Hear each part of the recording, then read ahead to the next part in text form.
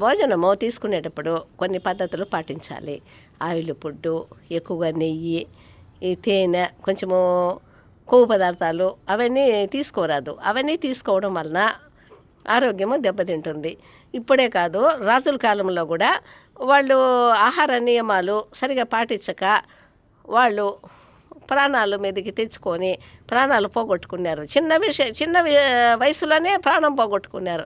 అట్లా చిన్న వయసులో ప్రాణం పోగొట్టుకున్న వాళ్ళల్లో శ్రీకృష్ణదేవరాయలు ఆయన 38 ఇయర్స్లోనే చనిపోయారు. ఎందుకంటే ఆహారం సరిగా తీసుకోక, పద్ధతి ప్రకారం తీసుకోకుండా ఆయన కొవ్వు పదార్థాలు అవి ఇవి తీసుకొని తినడం వలన ఆయన అలా ప్రాణం పోగొట్టుకున్నారు.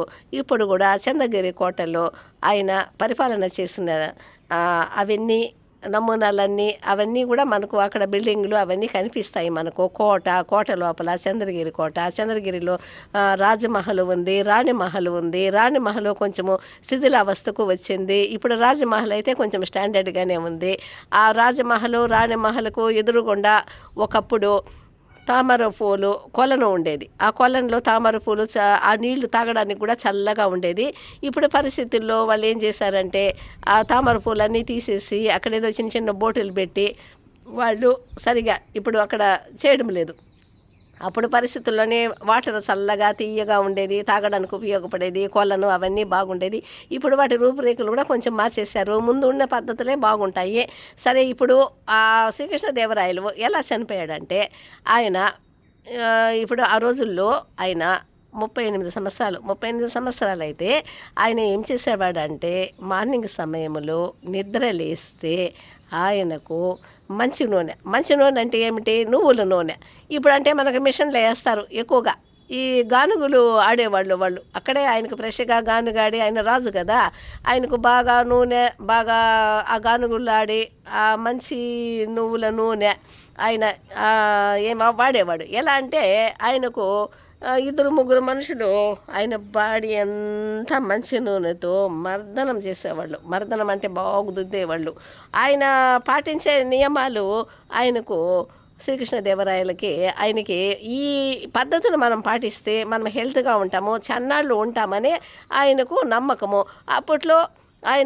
అప్పట్లో వైద్యులు చెప్పారో లేదో మనకు తెలియదు. ఆయన పాటించిన నియమాలు ఆయన ప్రాణం మీదకి తెచ్చుకున్నారు.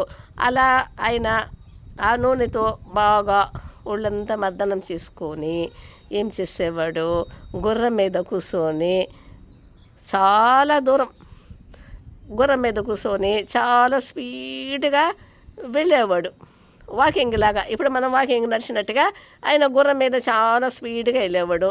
చాలా స్పీడ్గా వెళ్ళిన తర్వాత ఆయన మళ్ళా తిరిగి కోటకు వచ్చిన తర్వాత ఆయనకు శరీరం అంతా ఆ నువ్వుల నూనె పోయడం వలన బాగా ఆయనకు చెమట పట్టిపోయేది. బాడీ మొత్తం చెమట పట్టిపోయిన తర్వాత ఇంటికి వచ్చేసి, ఇంటికంటే ఆ రాజుల కోటకు ఆయన కోటకు వచ్చిన తర్వాత ఆయన ఏం చేస్తారంటే బాగా ఆయనకు అందరూ వాళ్ళకు ఉంటారు కదా, పరిచారికులు ఉంటారు కదా, వాళ్ళ దగ్గర బాగా దుద్ది బాడీ మొత్తము దుద్ది బాగా స్నానం చేయించేవాళ్ళు. ఆ నూనె అంతా పోవాలి కదా, మంచి నూనె అంతా బాగా దుద్ది ఫ్రెష్గా బాగా స్నానం చేయించేవాళ్ళు.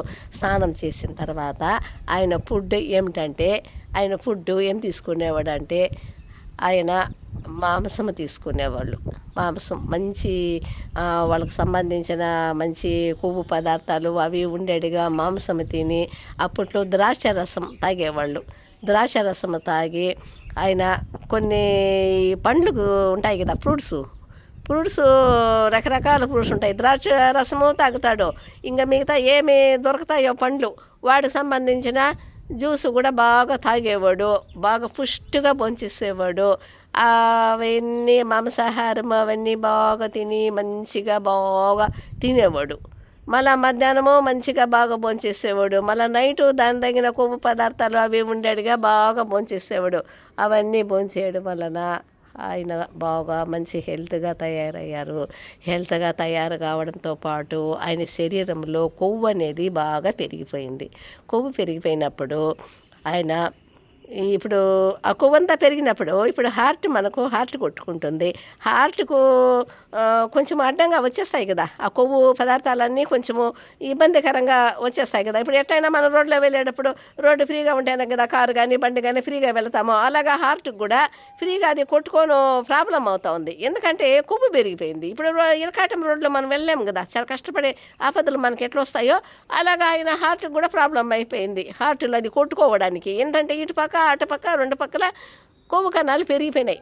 కొవ్వు కణాలు పెరిగిపోవడం వలన ఆయనకి అనారోగ్య సమస్య వచ్చింది, హార్ట్ నొప్పి వచ్చింది.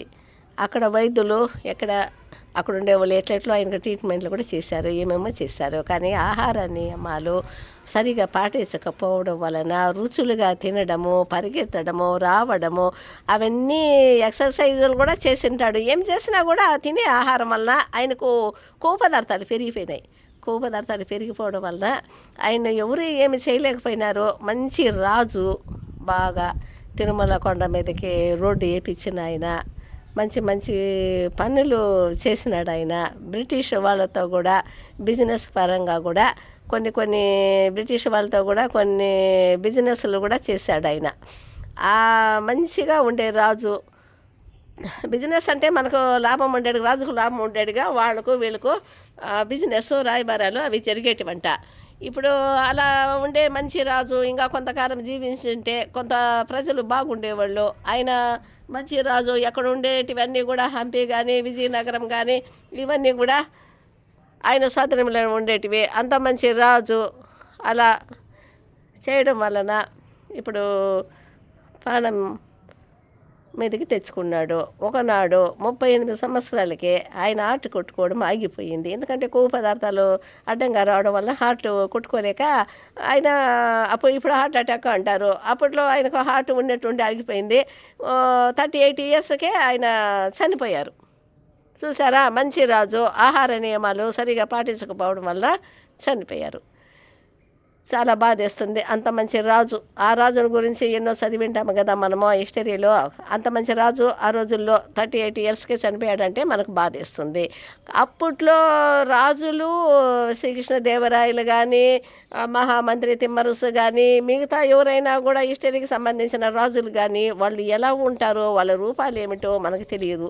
ఎందుకంటే ఇప్పుడైతే మనకు కెమెరాలు, ఫోటోలు ఇవన్నీ టెక్నాలజీ డెవలప్మెంట్ అయ్యి వచ్చినాయి. వాళ్ళు ఇప్పుడు విజయనగరంలో కూడా కోటలో అక్కడ విజయనగరంలో వాళ్ళు అప్పట్లో చిత్రకారులు వేసిన చిత్రాలు, పెయింటింగ్స్ ఇప్పటికి కూడా ఉన్నాయంట. నాకు తెలియదు, నేను ఎప్పుడైనా వెళితే చూస్తే బాగుండు అనిపిస్తుంది. ఆ చిత్రాలు వేసిన చిత్రాలు ఉన్నాయంట, ఇప్పటికి కూడా అవి చెక్కు చెదరకుండా ఉన్నాయంట. అప్పట్లో చిత్రకారులు వేసిన చిత్రాల ఆధారంగా వాళ్ళు రూపురేఖలు ఈ రోజుల్లో వాళ్ళు పోలికను గుర్తించి, వాళ్ళు పోలిక ఎలా ఉంటుందో అలా గుర్తించి టెక్నాలజీగా వాళ్ళు ఫోటోలు తీసి వాటిని తయారు చేశారు. అప్పట్లో చిత్రకారులు వల్లనే ఆ రోజుల్లో వాతావరణం కానీ, ఆ రోజుల్లో ప్రకృతి కానీ, ఆ రోజుల్లో రాజుల రూపురేఖలు కానీ అవన్నీ కూడా మనకు ఈరోజు తెలుస్తున్నాయి. ఈరోజు అంటే ఫోటోలు ఉన్నాయి. కాబట్టి మంచి రాజు పోయినాడంటే బాధేస్తుంది.